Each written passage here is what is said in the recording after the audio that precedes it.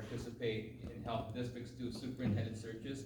So HYA is known for doing national superintendent searches, but we're also an educational consulting company. So we do a lot more than just searches. We do superintendent evaluations, we do coaching, mentoring, we also hire cabinet members, we do strategic planning, community engagement, and so we do a lot more than just searches, but that's what we're really known for is our superintendent searches. So we've been hired by the board to assist in the search process, and what this piece of the process is called our engage phase. And so during the engage phase, I think we're conducting about 20 to 25 different focus groups. And we're gonna really focus on 3 questions tonight. We're gonna focus on what are the strengths of the Midland School District, what are the challenges and in what areas does the district need to improve, and then what characteristics are you specifically looking for in that next superintendent. And what we do is we look for common themes across the board, and like I said, I put together a pretty thorough report that becomes a public document. And we do a lot of recruiting as far as superintendents go as well. And so many people that apply for jobs with HYA, they know this report's coming out. And some people won't even apply for the job until they get a chance to read the report. Because the report tells them what they're stepping into, basically. And some superintendents thrive on going to a district that needs a lot of work, and other superintendents like to go to a district where everything is pretty good and they just can maybe make it a little bit better. So there's 2 different types of superintendents out there. And so this report becomes a really good tool or a roadmap for the new superintendent as well, especially when we start talking about the challenges, across the district. And so as you give me those tonight, I've got probably, 20 pages of notes so far. And so I'll add anything that's different. And if you say something, I can tell you, yeah, that's been a repeated theme all across. I've been here for 3 days. I can say that's been a repeated theme for the last 3 days. So it gives you an idea of what the people are thinking. Quickly, my background, I am a retired educator. I've been in education for 39 years. I was a 5th grade teacher, elementary principal, and for the past 25 years, I was a superintendent, all in Wisconsin. And so the weather here is what's happening back home as well. It's pretty much the same. And so right now what I do is I just go all over and help boards find that right superintendent. And what this report does, it becomes part of, we look for the best fit. We want to make sure it's the right fit. So we take all the criteria in here, we work with the board, we put them through some exercises that kind of helps them determine what they're looking for. And at the end, this takes about 35, 40, 45 minutes. It just depends how long you want to keep talking. But I've got another one at 7 o'clock right in this room as well. And so at the end, if you want to ask me specific questions about the search or the process or where it's at or what happens, I'll be happy to talk about that as well once we get our assignment done, which is giving me this information. So if you don't see me typing, that's because you've already said something now that is already that I have noted. So let's start with strengths of the district. If you don't mind, when you give your first comment, if you could just introduce yourself and tell me if you're a parent, just a citizen, city official, whatever you want to share with me, I'd be happy to just know who the audience is. I know we have a high school reporter here. I know that, so that's good. Her second one, she was in one earlier. I met with 2 different groups at the high school, both high schools this afternoon as well. So, who wants to start? Strengths of the district. Go ahead. I have a tutor in the Hinton Public Schools area. Personally, I think the strengths are when you have a student who excels and is doing well. I mean, Midland Public Schools has so much to offer, so for the students that are doing well, I think it's a wonderful place to be. Okay. A lot of choices, I think another strength is they have a lot of people who really care. Very caring staff. They do want to help kids. for the most part, overall. Okay? Thank you.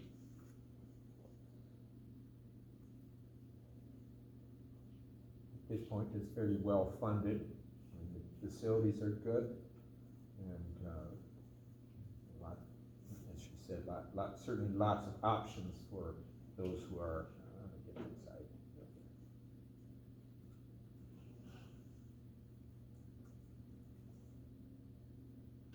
The first word that came to my mind, the first thing was tradition. I think that's an asset. The second that popped immediately after is parental support and involvement, and community support and involvement, which you have touched on. We've been in Midland for 34 years, but we have lived elsewhere, and we know the difference between a system that has that kind of support from the community involvement, engagement of the community, as well as parents and families and households in education. Other strengths. I feel like they're pretty fiscally like it seems like the budget is balanced, and, you know, like they are pretty responsible with their money. Okay. I'll add to that one, that they're very good at finding public funds, grants, et cetera, and spending them well. While that exists, that works great. And we can kind of go back and forth too, if more come to your mind as we keep going here. So what about challenges? What are the challenges, or what areas can the district improve? Every single district has challenges. So what are some of those challenges? Go ahead. Oh, I don't need to. Go ahead.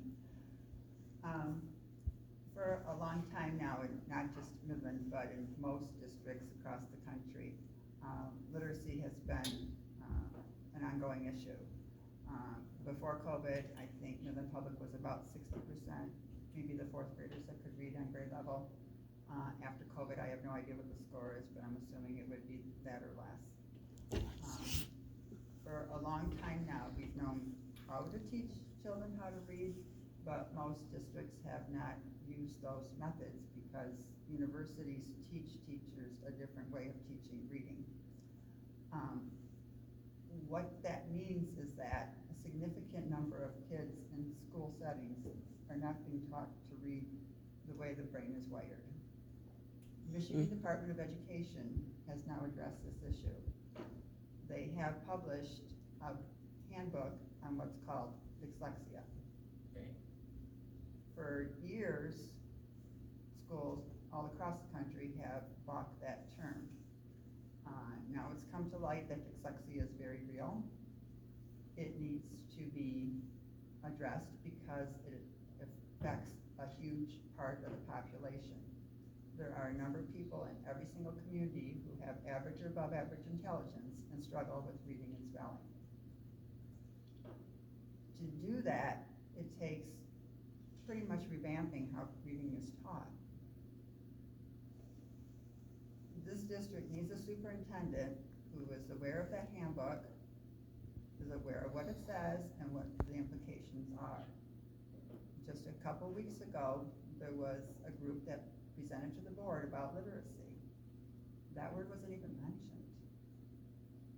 And yet this is affecting, I mean, imagine going to school every day when you're being expected to do something that you can't do.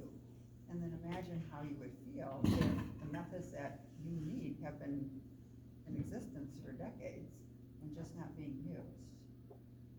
This affects people's social emotional big time. You have a ton of kids who have anxiety, are frustrated, are depressed. It affects behavior problems.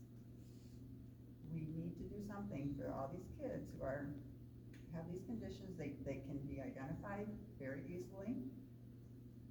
The teaching methods are out there, Right. but they're quite different than what classroom teachers, special ed teachers, literacy coaches have been trained to use. And this is a huge problem in our, not just in the public, but all across our nation, because the literacy scores are low Right. across the board. and they have been for a long time. Thank you. And going around that, with that sort of, as we said, one of the strengths is it has a lot of things for gifted kids, but for maybe more average and a wide range, they will not, the focus isn't on there necessarily. It's we want to say we got lots of really highly gifted ones. It seems like there's a more praise and whatnot given onto that versus make sure, can everyone read? Can everyone do their mathematics and be good in academics across the whole spectrum and not just the special few? And so, yeah, so I'll stop there. Yeah, I would agree. The wealthy families, the white families, the Christian families, the families that maybe have a stay-at-home parent with kids that learn normally, you know, that don't have disabilities, like those kids do very well, and there are a million opportunities for those kids, and Midland has a lot of those kids. But the ones who are not in those categories, who struggle more, who are lower income, who are in marginalized groups, like I think we could do a lot more to support those groups and those kids and those families. Yeah, I think that's very important, that no one falls through the cracks. I agree with you on that. And along these same lines, I think we've got a theme going here, because I was thinking recruiting and retaining teachers and administrators, recruiting and retaining them. I think that's a challenge in itself. And then I was thinking the same inclusive nature, that all students have the same opportunity to learn and to grow in their abilities. Yeah. Thank you. Yes. So I just want to, just to piggyback off of these things, we have a lot of opportunity for students in Midland. There are things like the Career and College Access Network, which is many service providers coming across and looking at outcomes for students. But until I presented to them a month or two ago, students with disabilities weren't even on their radar to be part of that conversation. So I'm really looking for, I think that's a challenge that we're facing, is making sure inclusion is a number one priority for our kids in this area, and just making sure that disability is part of the conversation, every conversation that's happening, because even when you're talking about gifted kids have disabilities, and there's a lot of nuance to that, but I just think having that part of the conversation is really going to be essential. Okay, good point. Yes. I'm Lisa, and I'm sorry I have to leave soon, but I think one of the strengths of the district is that academically, the achievement and the scoring is high for the state of Michigan. But I think one of the challenges that a new superintendent will have is, we just have to face, is the fact that nationwide, Michigan is not doing all that well. So that's just, they've got a little bit of some improvement there, even though we're doing so well. Another opportunity for work challenge is discipline. The classes, there are some teachers are getting injured, and they're just, I think there's a lack of respect for that the students have gained kind of for the teachers, and it's just they misbehave and they send them to the principal leaves them just out in the say sitting out in the in a room or something, and give some candy if they promise to be good for the rest of the afternoon or something. And so there's just not there's not good discipline. I'm not sure if the teachers feel safe, and whether there's some of them retired, because it's so frustrating. There's very little to do. I don't know if they have the support of the principals and the superintendent to say, we should be respecting authority. That being said, we still want to make sure that the parents are, that they're respected, that they're the ones that have authority and should have the biggest say. We want to make sure the superintendent respects the authority of the parents versus that they think they're the major ones. But anyways, generally having good classes where they're listening and respecting one another and all that. Yeah, good. Thank you. One of the challenges for the next superintendent, and the board has acknowledged this in open meetings several times, is they've gotten fat with federal funds. And there will be fewer federal funds. And the next superintendent is going to have to guide, what do we cut? Because they will not be able to afford everything they have now. And he or she will have a distasteful job of disappointing some people. Yes, that came up a number of times, is the amount of money, the federal money that the district got, the ESSER money, the federal money that came through with COVID, and that has to be spent by September 30th, 2024, I believe. So it's gonna have a huge impact, not only on Midland, but every district that received a lot, and a lot of districts received a lot of money when it came to that federal money, so, good point. Yes? I think we also need to invest more in like the social emotional learning of our students, especially coming out of the pandemic.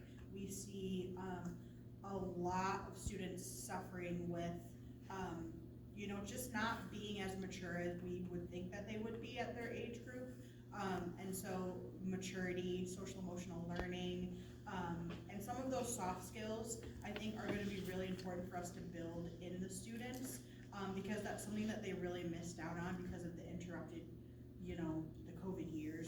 And we're obviously still going through the pandemic in some form or another, but the holdovers that I think play into what this gentleman said about the behaviors that we're seeing really does stem from that time of isolation, and it really slowed the maturity of a lot of students.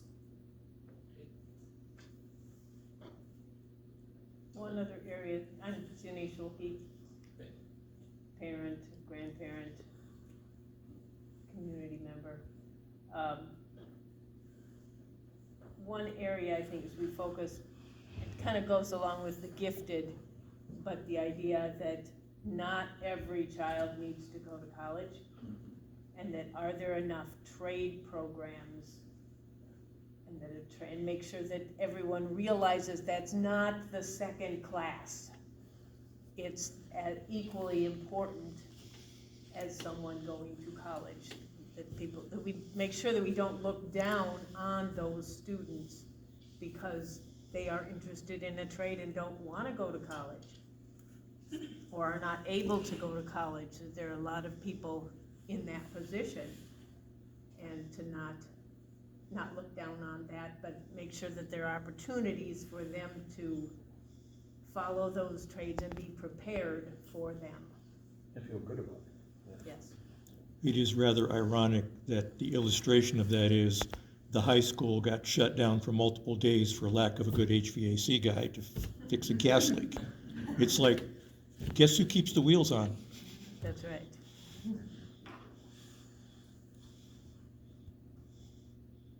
Just to go off that, I think that's especially important for students with disabilities. We know that early intervention for all students, but especially students with some learning difficulties or disabilities, the earlier that you can do pre-employment and transition activities, the more success that they're going to have, not only with the post-secondary program or going on to a workplace or school, but also just in their life in general. So, if our goal is really to create, future citizens, getting in early with those post-secondary ideas, critical thinking skills, post-secondary options, and just knowing what supports in the community there are to assist your students with that, I think is going to be really critical also. Okay.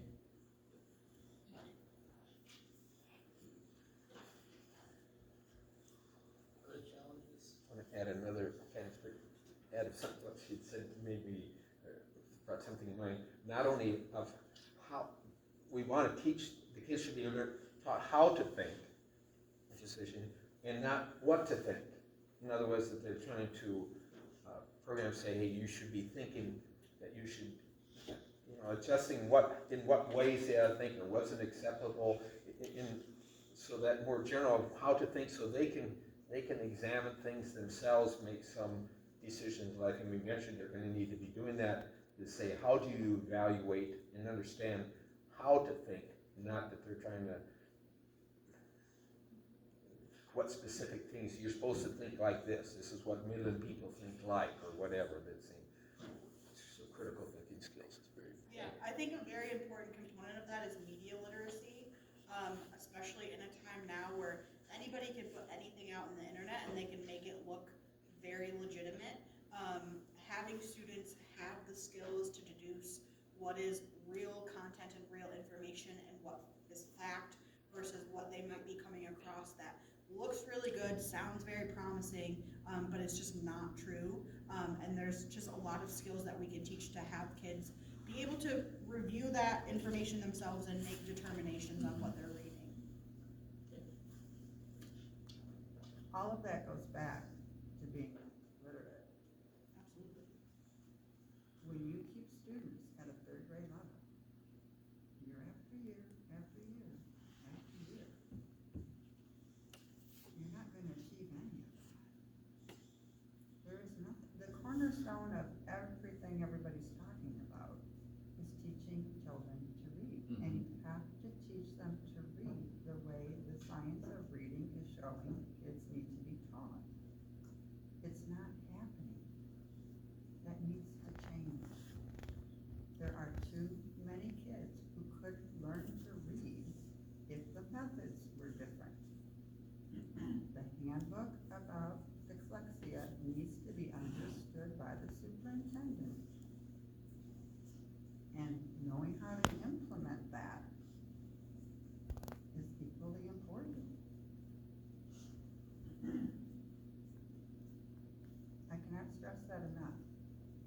I'm gonna have to be leaving in a few minutes to go work with a student who is in Midland Public Schools. And my door is revolving. It's constant, not stop.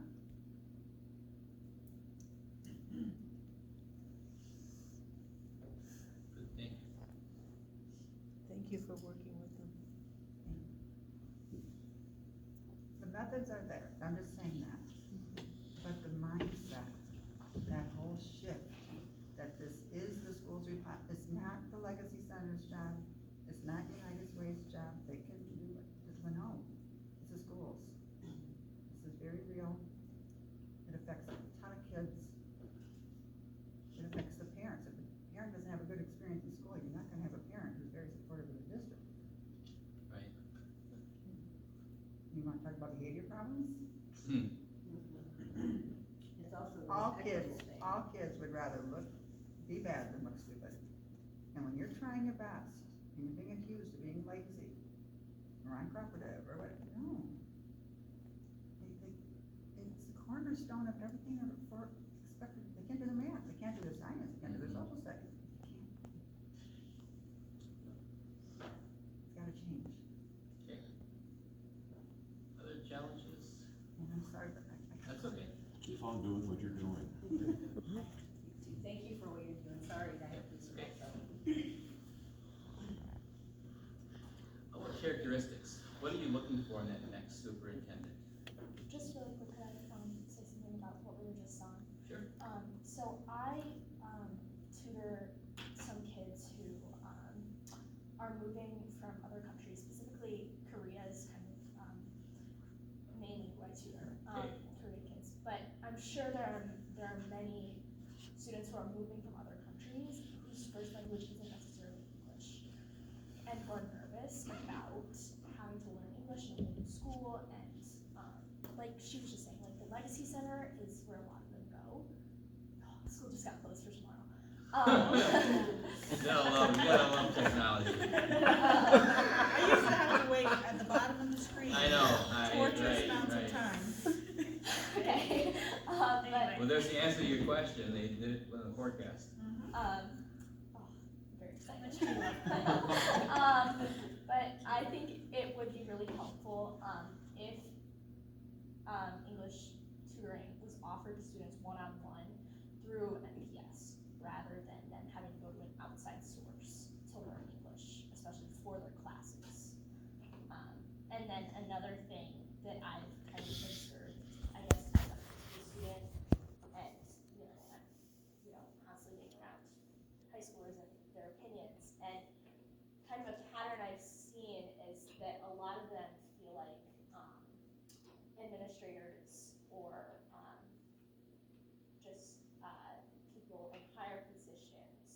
don't,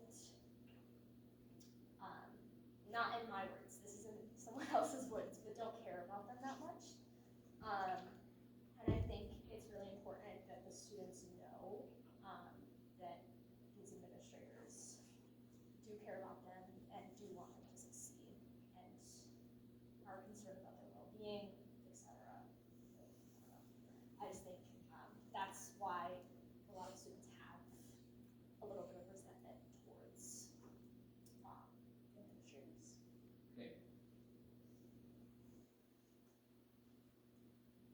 Like I said, this personally isn't me, but this was an incident after the gas leak. A lot of kids are like posting, like, they don't care about us. They just want to like feel seen and heard. okay, good, thank you. Brad? So what characteristics are we looking for in the next superintendent? Go ahead.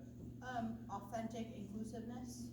I feel like a superintendent who will look for the more marginalized students and look at what their needs are, maybe before the majority or the, just to make sure that more marginalized students are getting equitable resources and, assistance.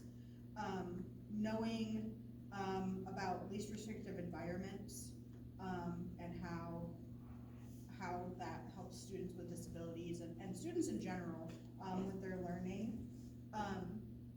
Sorry, I have a list for this one. Protecting students with disabilities by understanding the laws surrounding IEPs and special education. Also, I think actually I'll let someone else go for now. That's good for now. So really advocacy. Advocacy, Yep. yeah. Yeah. Advocacy, yeah. That's good. I would like to see a superintendent who, I feel like it's a balance between those hard skills and those soft skills, right? Like somebody who can manage money and who can manage people, and like that's important, but like I also want them to understand like emotional intelligence, and it's not just about cutting costs, it's about like the people who work for you need to feel appreciated and understood and heard, and so I want them to have both of those skill sets and not just to be somebody who's like a business person who knows how to run a company but not a school, just like it's a different skill set.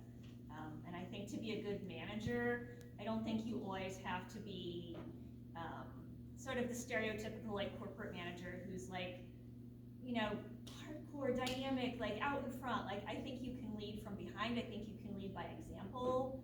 I think that you can listen to people, and that doesn't mean you're a pushover or a doormat, but Right. you have to be able to balance those things. So I would like to see somebody that Okay. has a mix of those qualities, and maybe a more non-traditional leader, not necessarily someone who's always has to be at the front of the room. Mm-hmm. It'd be nice to see someone with experience with mental health. I think we know that our youth are going through a mental health crisis. And there are records amount of youth who are, really suffering with things like anxiety and depression and isolation. So having someone with at least an informed background in that area, knowing how to, put things in place to help reduce those things for students, resources, whether it's bringing community resources in, or just having different spaces for students to be able to express those things, because I don't think that number is decreasing anytime soon, and the trend is students are more isolated, and then they're suffering more with mental illnesses. So someone who really understands that and the trend of that, and really has a plan to mitigate that, and have that be a focus, because in the next 5-10 years we're going to see that, I think, explode. Sure. Yeah. Okay, thank you. Over there said about the person needs to be good at, we want to retain good teachers, and so to be respectful and support them as far as when they're having some issues in class, if they're concerned about the discipline or their personal safety in the classes because of unruly students and things like that.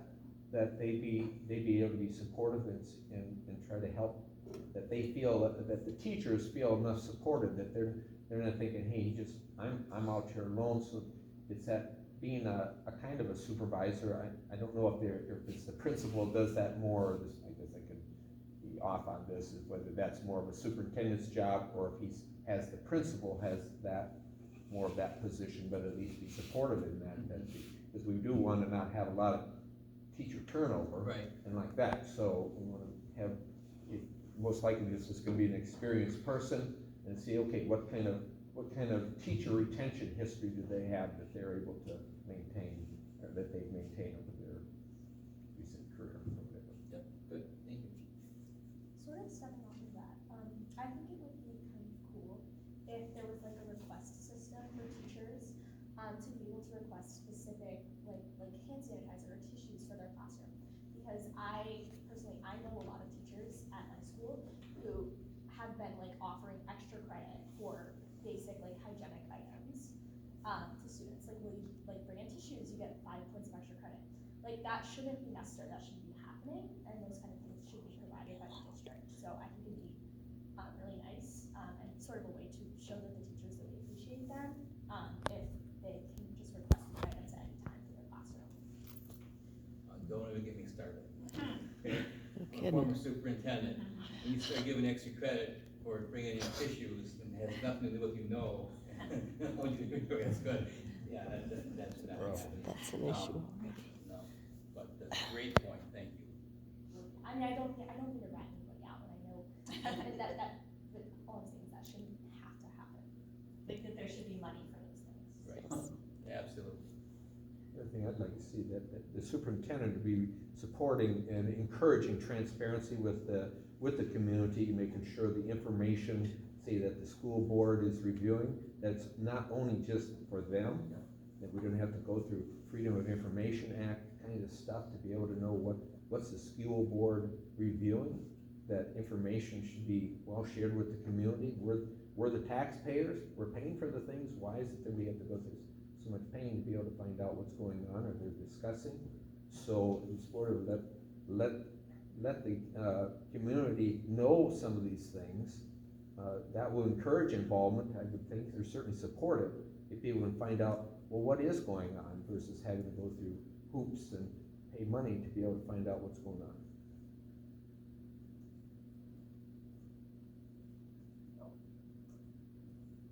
I appreciate all this being said here, and truly the authenticity thing is such a powerful word. And going along with that, I would add vulnerability. And I mean, that covers a lot of space, but I think it covers a lot of the relational pieces that I think are so important to all of us. So vulnerability I would add, and then I have to say, coming into this community, put down roots, community engagement. A person who's, and vulnerability goes along with that. A person who's willing to be a part of the community and really have a feel for what the needs are, and what have a vision for how to grow the community and keep us moving forward. The position itself is vulnerable in a lot of ways. I mean, that's part of what goes along with it. But I see vulnerability as an attribute, especially when you're dealing with people's lives and growth. Okay, thank you. They may have to be able to embrace the vision at first place, because when they first come, we want, what's Midland like? Yeah, well, and you have to get out there and Get to figure know it out. them. Yeah. But I think we all know that's an important piece of anybody who's in a leadership position. Going along with vulnerability, we also need to have some sort of awareness versus arrogance, Yes. because we had arrogance. Yes.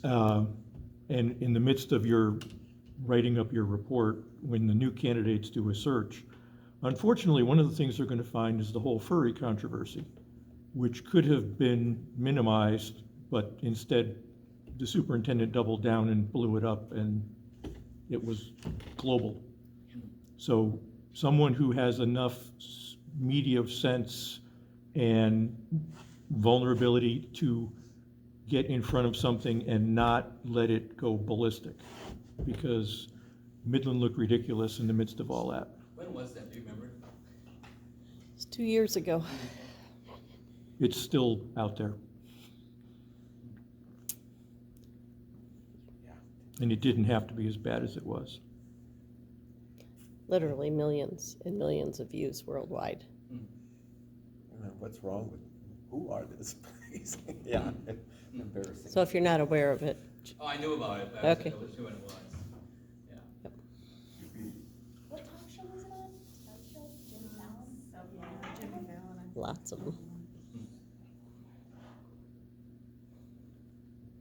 Any other characteristics? I said earlier, I talked about, do you have any names for me of people I should contact, or any ideas?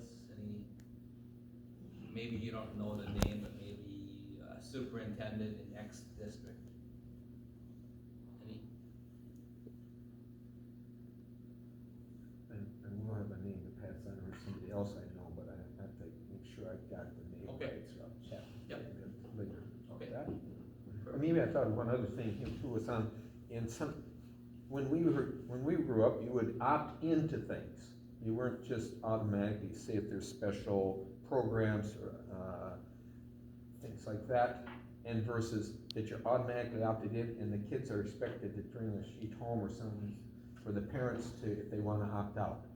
Well, if you're depending on the kids to be responsible to bring something home to opt out, it's, especially if they want to do it, say it's something that maybe they shouldn't be, Right.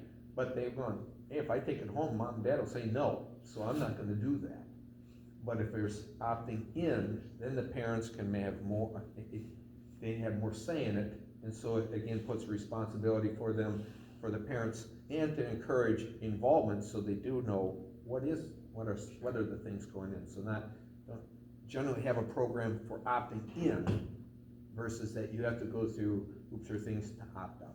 Okay.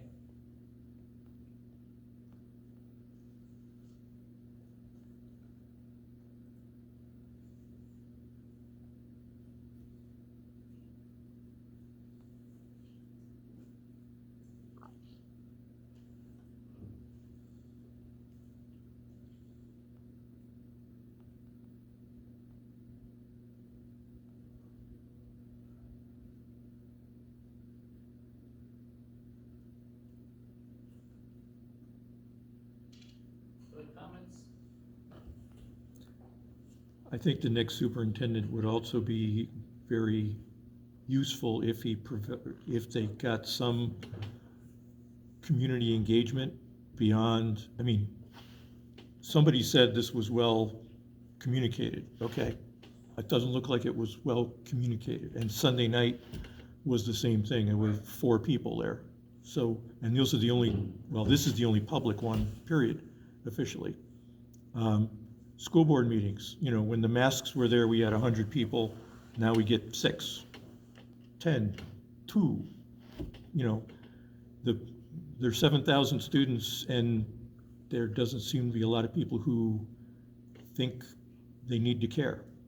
And I think they should care, and because it's hard to know what the superintendent's doing and what the board is doing if you don't see it on, it is on TV, it is on YouTube. If you look up YouTube, the number of views are pathetic. So nobody's paying attention. Once they get elected to the board or become the superintendent, it's sort of like, oh, all taken care of. And I think the community needs to keep a better eye on them. But I don't know that who's the right person to tell the community that they should care. Right, and whether that person is sort of promoting the involvement, because I am kind of surprised. I don't know what other people did, I thought you've got lots of tables here. Right. And that's when we came here and said, wait, is this the room? So on one hand, I can't explain why they're not, but it's. is this typical of what you would get in a school district this size? This is a lot less than what we normally get. So what happened with our focus groups. So prior to COVID, we only did face-to-face, and we had, you know, we would have maybe 30 or 40 people, a district this size would be here. COVID hits, we went to Zoom, only Zoom, and our participation was pretty good. Maybe it was because people were bored and they just needed something to do. I don't know, but I did multiple searches during COVID, didn't even step foot in that district. Everything was, the entire search was Zoom, even the interviews. And we couldn't do the day in the district for the final, you know, it was just sad. But the participation was good for input. And so after COVID, so now we do a blended model. That's why we did the Sunday night, 7 o'clock, and I think we had, what, 4 or 5 people on? Four. And that should have been a pretty good time. Yeah. Not much going on, you know, so that's why we always pick a Sunday night, 7 o'clock for every search. And again, typically, there should have been 30, 40, 50, 60 people on that. Yeah, we were a little surprised that, Yeah. So Yeah. a couple ways of looking at that. Now, I'm doing another search, and it's a district that's going through a lot of controversy, and they're gonna have a lot of people there. So maybe people think this district is pretty good, and I don't know. Yeah, I don't know if there's some who are afraid that, you know, whether if there's some enough social pressure or what kinds of things that they're actually a little bit afraid to say something. Let's say say it's a parent going, what's gonna happen to my kids in school? Will there be some feedback around that their kids are gonna get in trouble? And so I think, I suspect there's some of that concern. I know this family here has had where other parents that did, thank you for saying something, because we'd be afraid to come and say something.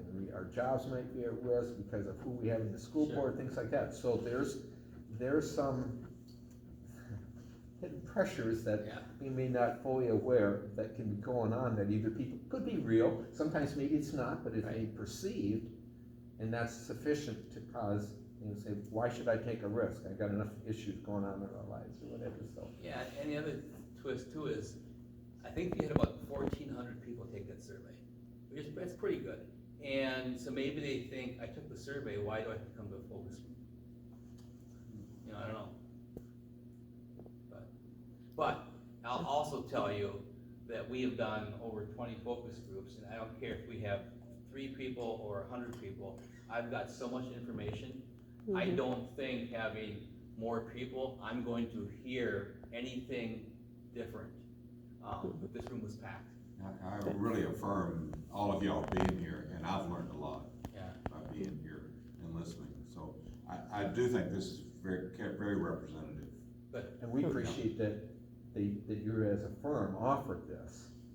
And I know I was at the school board meeting when they were selecting the firm, and I know it costs some to do this, but still that I thought that was a wise choice, because it is appropriate, it seems like, to get community input. And so I'm glad your firm does that. Yeah, that's one of the things that we really pride ourselves in, is communication piece. I'm gonna have to leave, but I just do wanna leave an affirming note for the invitation to be here and be a part of it, and appreciate your style is very easy. Thank you. You are very welcoming to comments and non-judgmental and non-critical. Well, thanks, appreciate that. That's That's trained to good. be. Yep. That's good. So thank you. Yep, nice meeting you. Thanks for coming. Any other last comments, or anything that we didn't cover you wanna mention? It doesn't have to be a strength, a challenge, a characteristic, anything I should know for the report? I don't identify any names or anything, so no, you're not gonna have to worry about it. I don't have you sign in, I don't, okay. I was just thinking about, we work with a ministry for foster kids, and they have a special group of needs that are unique to other, within the community, just because they bounce around and they have a lot of other issues in their lives usually, and So I guess I'm not quite sure what I'm saying, except that to keep kind of with the idea of the inclusivity of, with the disabilities and to make sure that they also feel included and in no way ostracized or put down because of Well, and to what make they're sure, going through. yeah, and to make sure they've had a chance to learn. As the lady was talking with the reading of having, you know, that it doesn't, a kid say he was advanced to the next grade, but he really isn't ready. Is that the right thing? Cause then then they're behind again. It's like, you know, early on, make sure they get those reading skills so they can be successful. And we're not just trying to get up through the system and. So they can cope in our society. And the computer skills, so that they're able in that area. Any other questions, comments?